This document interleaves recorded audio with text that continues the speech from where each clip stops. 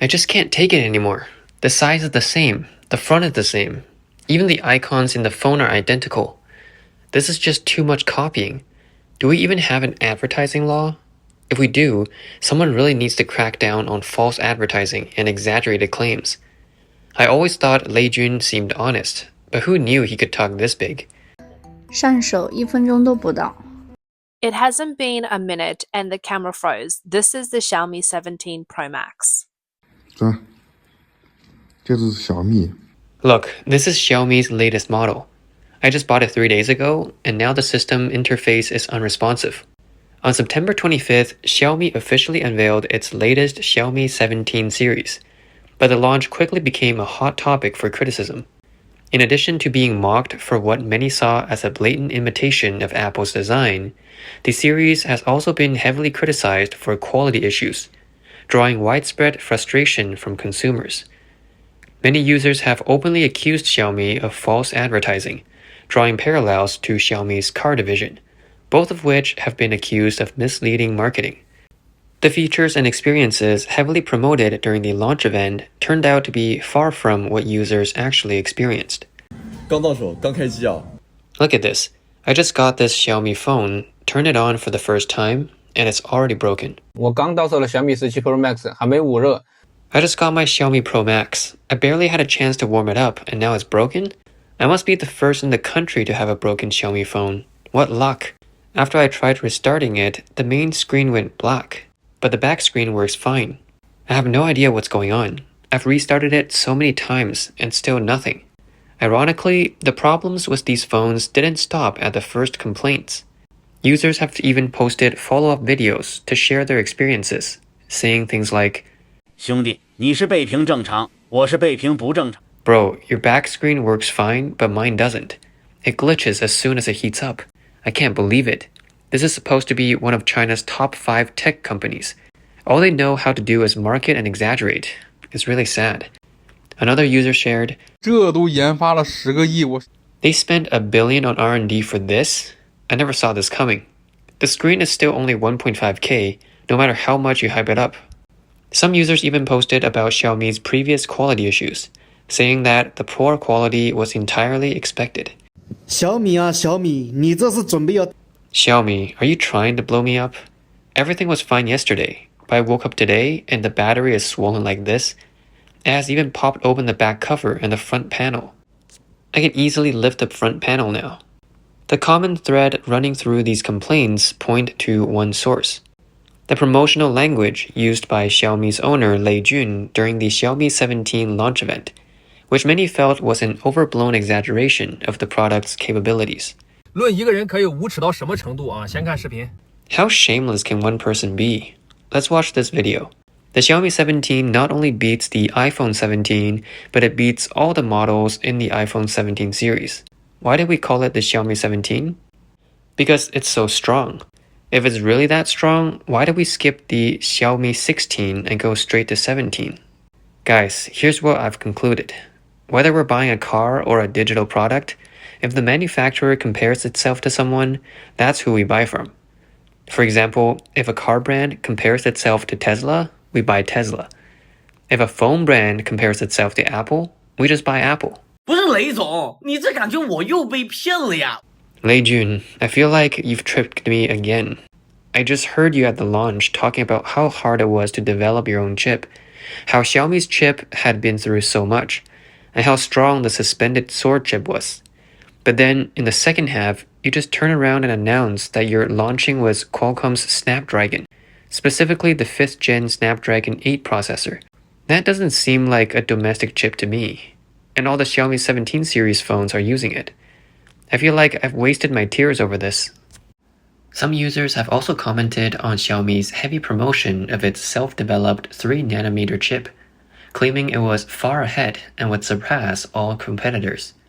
There were even rumors that the chip outperformed Qualcomm's latest in some tests.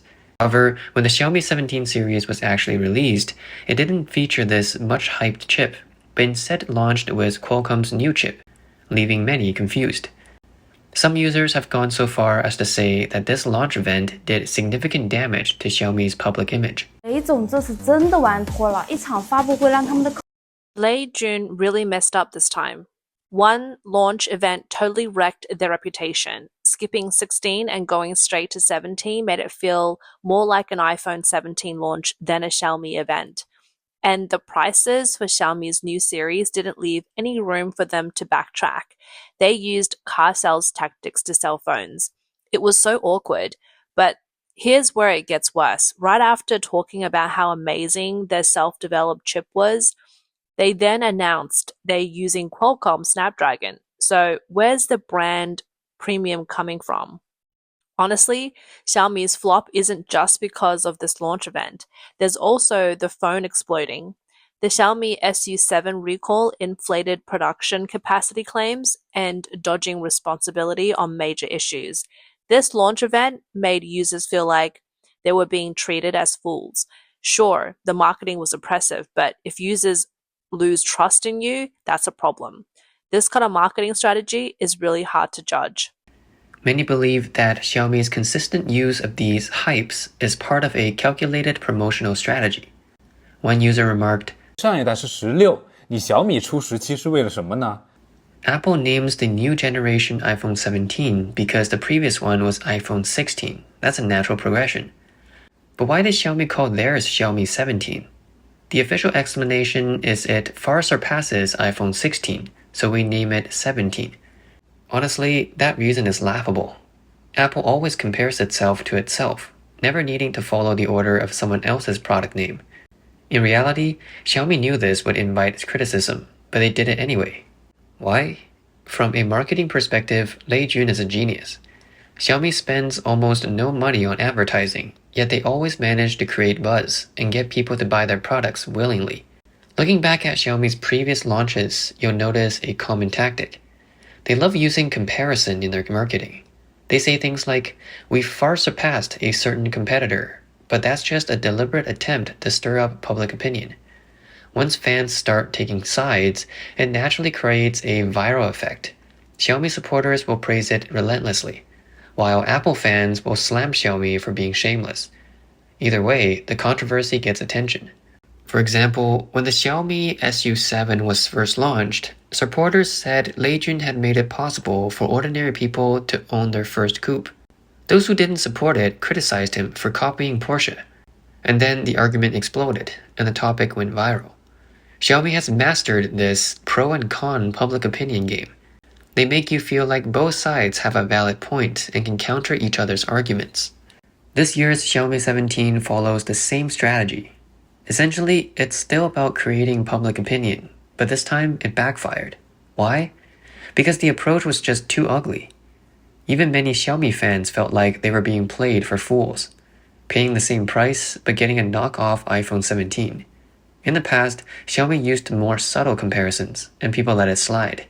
But this year, they were outright bold, trying to beat Apple at its own game. That kind of provocation, who wouldn't be upset?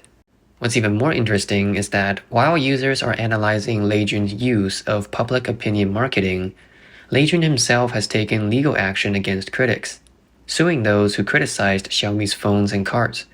On September 26, Xiaomi's official Weibo account posted an announcement saying, "Since the beginning of this year, Xiaomi has completed legal evaluations for 16,465 public opinion cases, focusing on 231 online accounts.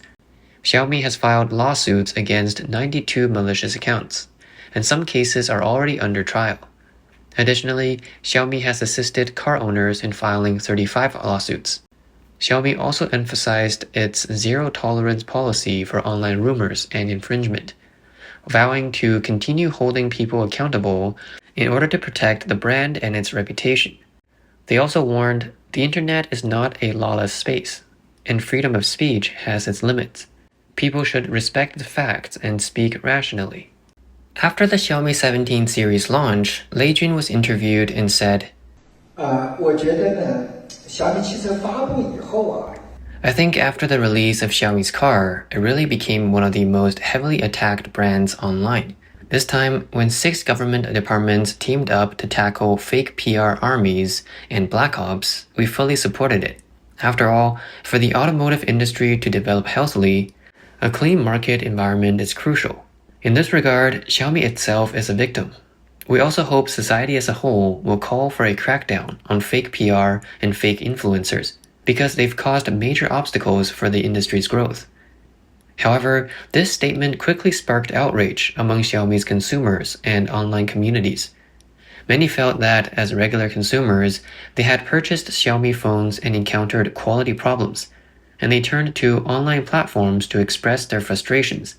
Instead of accepting the feedback, Xiaomi threatened to sue consumers and critics, which could discourage people from buying Xiaomi products in the future. Some influencers, whose videos were taken down after complaints, also spoke out, expressing their disappointment with the Xiaomi brand.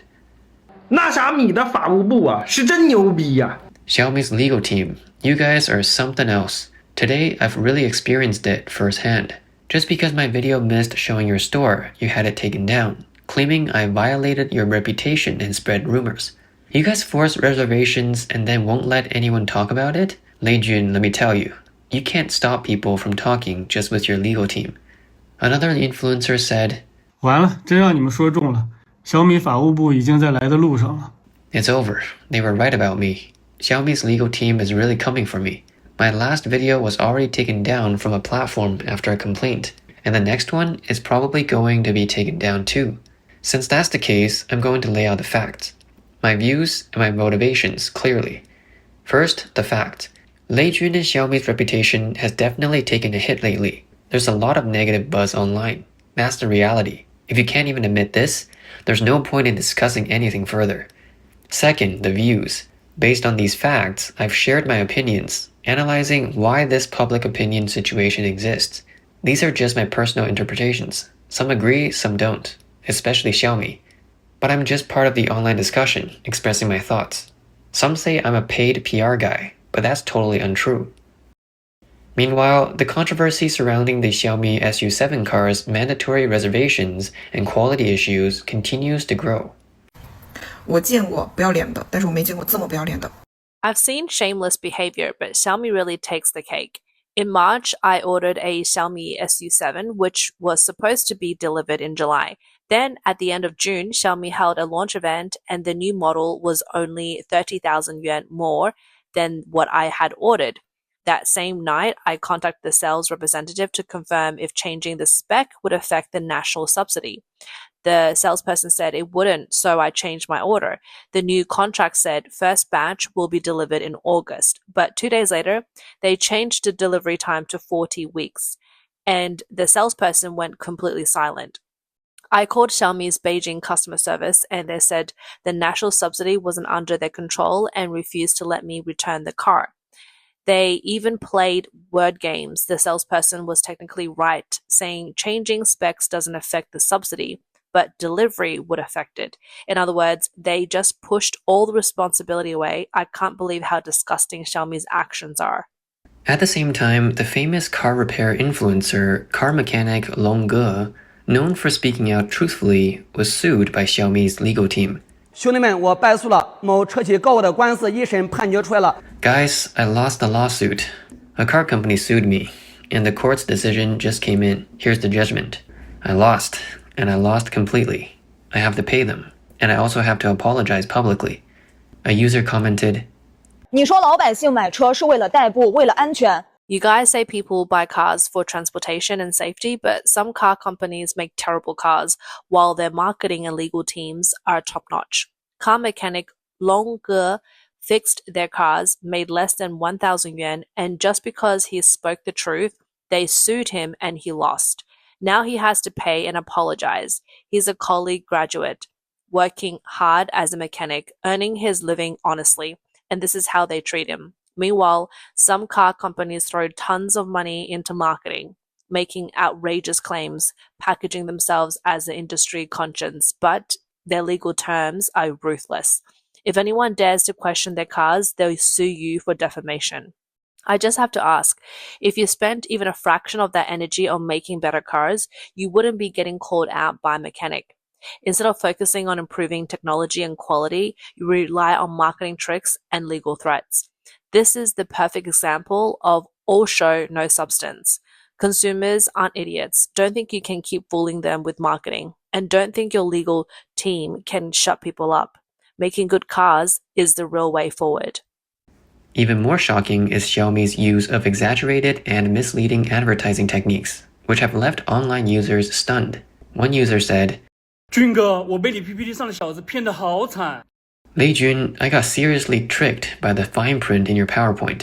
Here's Xiaomi's PowerPoint. Big text says nationwide city navigation, but the small print at the bottom left says nationwide navigation will only cover major cities in China by 2024. Lei Jun, your nationwide and mine don't seem the same. Then there's this city NOA poster with big letters. User testing starts in April. 10 cities by May, nationwide by August. But the tiny print at the bottom right says, this feature requires an OTA upgrade, with timing to be decided by the official schedule, meaning we don't know when it'll roll out. Then there's another poster for active safety with big letters, but again, tiny print says, active safety requires OTA implementation. Lei Jun, you really know how to play with small print. I also found a poster for Xiaomi's charging station. The big text says, exclusive lifetime data plan, but the small print says, lifetime free refers to the product's 8-year lifespan. Lei Jun, next time, I'm not watching your launch without a Hubble microscope. Another user posted an image with the caption, the recent drop in reputation is no accident. You wrote a huge 20,000, and I thought it was 20,000 milliamp hours. But when I bought it, it turned out to be 12,000 milliamp hours. The wordplay here is just too much. Some users have pointed out legal loopholes behind Xiaomi's deceptive wording tactics. One user said, now I just want to laugh. Xiaomi's ads and legal team are a perfect match. Not only do they excel at advertising, but they also push the boundaries of the advertising law. They treat consumers like they're stupid. But Article 4 of the advertising law clearly states that ads cannot contain false or misleading content.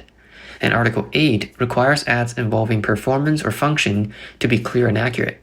Xiaomi's goals and code names clearly use absolute terms to mislead consumers, only to cover it up with small print. This combo of big promises and small print tricks easily leads people to believe the product delivers the ultimate performance. He continued, China's advertising law also prohibits using absolute terms like national level or best. While king of backlighting may not directly claim the best, it could be seen as violating the law. Penalties range from 200,000 to a million yuan, and the ads could be banned.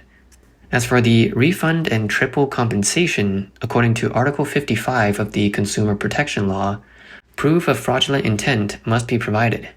Xiaomi's ads often hover in a gray area, making it hard to prove fraud, so penalties are typically administrative rather than judicial.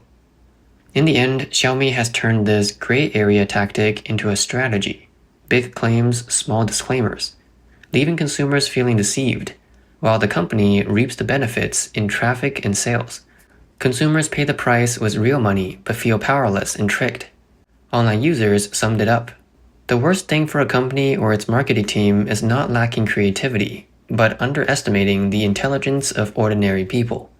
If Xiaomi has real strengths, it should compete honestly on performance and quality. Relying on big claims but small disclaimers, marketing stunts will only harm consumers' trust, but also cause the brand to falter.